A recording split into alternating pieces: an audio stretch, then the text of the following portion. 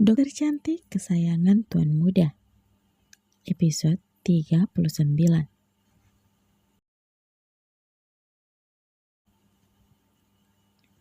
Suara riuh mulai terdengar.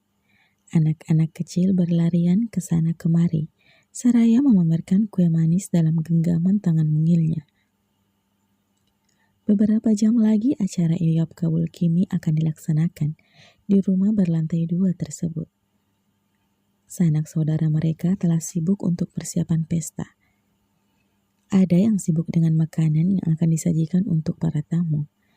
Ada juga yang sibuk mempersiapkan pakaian yang akan mereka kenakan nantinya. Sedangkan calon pengantin kini sedang menekuk wajahnya di depan kaca besar. Wajahnya yang telah disulap menjadi bak seorang dewi. Tapi sayangnya tidak terlihat senyuman di wajah cantik itu. Jangan cemberut terus dong, calon pengantin. Nanti cantiknya hilang loh. Goda Inggit yang sudah datang di kediaman Kimi beberapa menit yang lalu. Wanita itu terpaksa menyudahi acara honeymoonnya karena mendapatkan kabar jika teman sejawatnya itu akan melangsungkan pernikahan hari ini juga. Beruntungnya, si beruang kutub pun mengatakan jika dia punya acara di hari yang sama.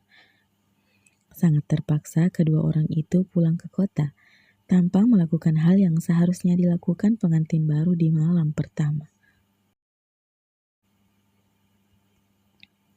Sebelum pulang, Romi pun telah mendapatkan siraman kalbu dari sang nenek, disertai dengan ancaman. Jangan sampai menyakiti cucu menantunya kalau ia ingin selamat. Lucu memang, karena kedatangan cucu menantu itu di keluarganya membuat ia menjadi orang yang dikesampingkan. Padahal kan dia yang harusnya diutamakan ya. Kenapa sekarang jadi istrinya yang lebih unggul? Entahlah, Romi hanya mengiyakan semua petua wanita yang sudah berumur hampir 60 tahun itu. Aku tidak tahu Inggit calon suamiku itu siapa. Ketus Kimi. Meski begitu, ia tetap merapikan penampilannya. Tapi aku tahu, batin Inggit cekikikan. Ya salah kamu sendiri. Tante Kiran kan sudah menawarkan sebelumnya agar kamu melihat foto calon suamimu. Tapi kamu tidak mau kan? Jadi ya terima saja. Syukur-syukur kalau tampan. Kalau jelek, ya terima nasib kamu saja. Ujar Inggit kemudian tertawa keras, tanpa merasa bersalah sedikit pun, karena sudah memojokkan calon mempelai wanita tersebut. Kimi melemparkan sisir yang kebetulan berada di dekat tangannya ke Inggit. Tapi wanita itu dengan lincahnya menghindar dan masih saja tertawa. Aku bayanginnya ya, dia itu tonggos, terus hitam, dekil.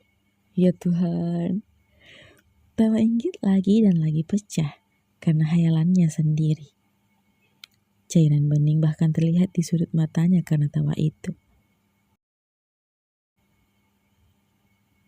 Inggit, bisa diam gak kamu? Kamu datang ke sini malah menambah beban, tahu gak? Seru Kimi kesal. Ya iyalah, kayak aku dong.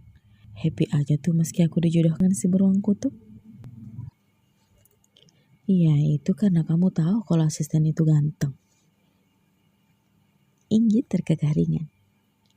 Ganteng sih ganteng, tapi kaku kayak kanebo kering. Tapi tak apalah, kalau dia kaku biar aku yang jadi airnya.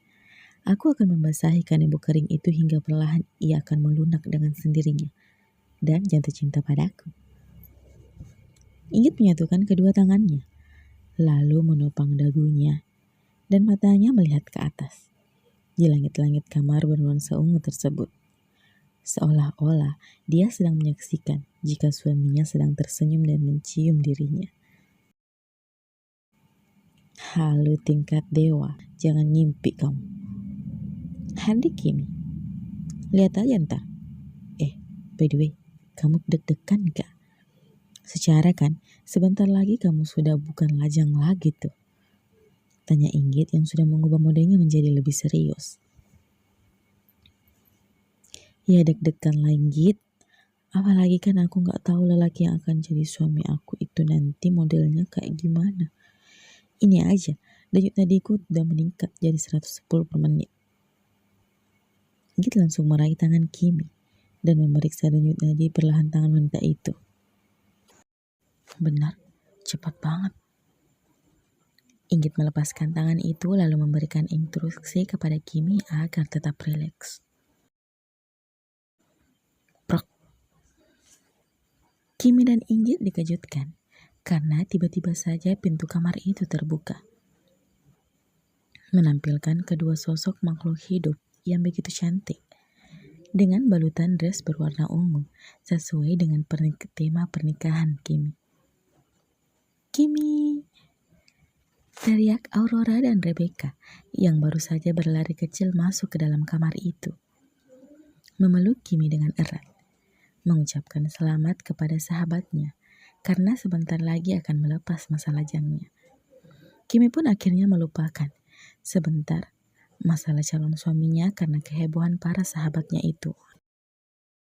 Sedangkan di tempat berbeda, aku gak mau, pokoknya gak mau. Teriak Ethan yang kini sudah bertingkah seperti anak kecil, bersembunyi di balik selimutnya. Tadi subuh, pria itu telah dipulangkan ke kediamannya, dikawal ketat oleh beberapa orang suruhan Al. Sekarang pria itu menolak mentah-mentah saat dua orang suruhan sang mama untuk membantunya bersiap. Karena sebentar lagi mereka akan berangkat ke rumah calon mempelai wanitanya. Ya Tuhan Ethan, kenapa kamu belum siap juga? Teriak Adira saat menyambangi kamar putranya itu. Ingin tertawa, tapi sekuat mungkin wanita paruh baya itu menahannya. Di depan pintu kamar putranya itu, ada 3 orang yang berjaga. Dan di bawah jendela pun ada beberapa orang. Mewanti-wanti jika pria itu bisa saja berniat untuk kabur. Dan sekarang, pria itu sedang bertingkah kembali. Sepertinya Adira harus menghubungi sahabat putranya ini. Hanya kedua orang itu yang bisa menangani Ethan dengan berbagai ancaman. Ada apa, Tan? Baru saja ponsel itu berdering 1 kali. Al dan Jason telah lebih dulu masuk ke kamar dan menyapa Adira. Aduh, Al, Jason.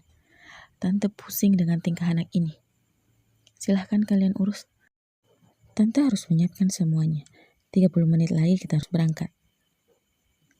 Adira berucap seraya melangkah keluar kamar, memegang kepalanya yang terasa pusing karena ulah putra satu-satunya itu.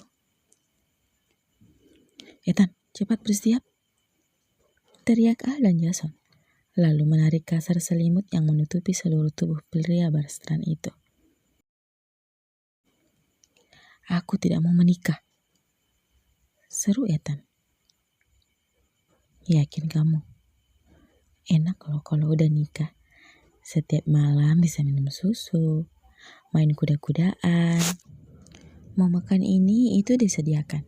Mandi dimandiin. Yakin kamu gak mau nikah? Balas Al.